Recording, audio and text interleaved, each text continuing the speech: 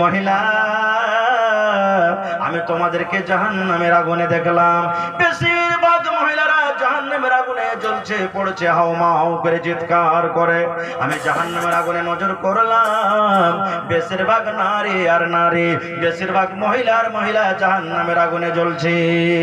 যখন কথাটা শুনলেন মহিলাদের মধ্যে একজন মহিলা দাঁড় হয়ে গেলেন। আল্লাহর নবী গো, কোন এমন দুনিয়াতে মহিলারা পাপ করে, কোন এমন গুনাহ করে গো নবীজি?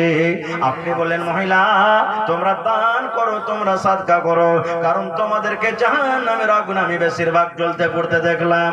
নবী গো, মহিলারা কোন এমন পাপ করে, নারীরা কোন এমন গুনাহ করে, কোন গুনার কারণে আপনি আমাদেরকে জাহান্নামের আগুনে দেখলেন? দয়া করে সেই গুনাহগুলোর কথা আপনি আমাদের সামনে বলেন। এই আমার মায়েরা খালারা শুনেন, আল্লাহ রাসূল বলেন মহিলারে তোমরা তোমাদের দ্বারাতে মাত্র দুটা করে গুনাহ বেশি হয়ে যায়, তোমরা বেশি করে দুটা গুনাহ করো, তোমাদের দ্বারাতে দুটা করে বেশি পাপ হয়ে যায়। এই পাপের কারণে আমি তোমাদেরকে জাহান্নামের আগুনে দেখলাম। এক নম্বর গুনাহ, এক নম্বর পাপ। আল্লাহ রাসূল বললেন তুকসুরনাল্লাহ আনা, মায়েরা খালারা বেশি বেশি করে কথায় কথায় লান টান করে। এবং দুই নম্বরে নবী বলেছেন ওয়া তাকফুনালাশির, মায়েরা খালারা নিজের স্বামীর মালের নাশকরি করে। লান টান কি জিনিস? ছেলেরা একটু ভুল করে দিলে, মার কথা শুনলে না, গাল দিতে শুরু, একবারে দাঁত কোটাকে চোখকে লাল করে করে দাঁত কোটাকে একবারে দেবে, বলবে আরে গোলামের বেটা গোলাম তুই মরে যা, তোর মতো ছেলের যাতে আমাকে মুখ না দেখতে হয়, আমি মরলে তুই আমাকে মাটি দিবি না।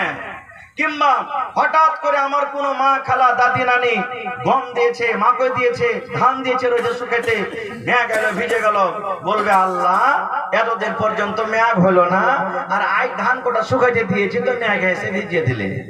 রে আমার মায়েরা খালারা শুনেন, আল্লাহ রাসূল বলেছেন, এটা হাদিসে কুদসি, আল্লাহ বলেন লা তাসুবুদ্দাহার, আল্লাহ বলেন বান্দা বান্দারে খবরদার তোমরা জামানাকে গালি দিও না। আল্লাহ বলেন আনা দাহারুন, আমি হলাম জামানা। আল্লাহ বলেন বান্দারে গাছে আম পেকে আছে, তুমি মনে করো আমটা মনে হয় পেকে যাবে রে বান্দা, গাছের পাতা শুকিয়ে গেছে, তুমি মনে করবে গাছের পাতা শুকিয়ে যাবে। আল্লাহ বলেন বান্দারে আমি আল্লাহ রব্বুল আলামিন যতক্ষণ পর্যন্ত আমকে না বলবো আমরে তুই পড়ে যা, ততক্ষণ পর্যন্ত ঝরবে না।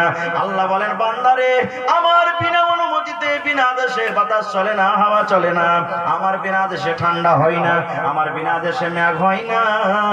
তাই তোমরা যদি মেঘকে গালি দাও আমি আল্লাহ আমাকে গালি দাও হলো, তোমরা যদি রোদকে গালি দাও আমাকে দেওয়া হলো, তোমরা যদি গরমকে গালি দাও আমাকে গালি দাও হলো। আল্লাহ বলেন খবরদার খবরদার তোমরা জামানাকে গালি দিও না। দুই নম্বর গুনাহ, নিজের স্বামীর মালের নাশকরি করে। স্বামীর মালের কিভাবে নাশকরি করে জানেন? ধরেন আমার কোন ভাই, কোন নানা দাদু ঠাকুরগঞ্জ মার্কেট চলে যাবেন, বাজার করতে যাচ্ছে, এবার বাড়ি থেকে বের হবেন, ভালোবাসা স্ত্রী এসে বলছে আব্দুল্লাহর মা কি হয়েছে জি, আমার শাড়িটা দেখো তো একটু মানে ছিঁড়ে মেরে গেছে, পুরাতন হয়ে গেছে, এখানটা খুব সুন্দর দামি শাড়ি গালা নিয়ে আসি তো। এবার আমার ভাই হয়তো টাকা নেই পকেটে, হাট বাজার করার পর সন্ধ্যেবেলাতে বাড়ি এসেছে, শাড়ি কিনতে পারেনি। এই বেচারি দেখলে ঝোলা টোলা দেখার পর বলছে শাড়ি তো আনিনি। এই 4 দিন পর্যন্ত ওর সাথে কথা বলবে না। আর কি বলবে জানে? ই মিনসে, ই মুখ পোড়া, ই কাঞ্জুস, ইয়ার বাড়িতে এসে জীবনে কোনোদিন বহু সুখ শান্তি আমি পেলাম না। রে আমার মায়েরা খালারা শোনেন, আপনার স্বামী কত কষ্ট করে আপনাকে খেটে খেটে খাওয়ায়, কত কষ্ট করে কাপড় দেয়, কত কষ্ট করে আপনার সব কিছু দরকার পূর্ণ করে, কিন্তু মাকে খালাকে একদিন কমে যাওয়ার কারণে মা একদিন কমে যাওয়ার পর করেন রে বোন আপনি সমস্ত নিয়ামত গুলিকে ভুলে গেলেন। তাই নবী বলেছেন মহিলারে এই তোমরা দুটা করে গুনাহ বেশি বেশি করে করো, তোমাদের দ্বারাতে দুটা করে পাপ বেশি হয়ে যায়। এই জন্য তোমরা দান করো, সাদকা করো। দান করতে গেলে রব্বুল আলামিন তোমাদের গুনাহকে মাফ করে দেবেন। রাসূল বললেন দান করো।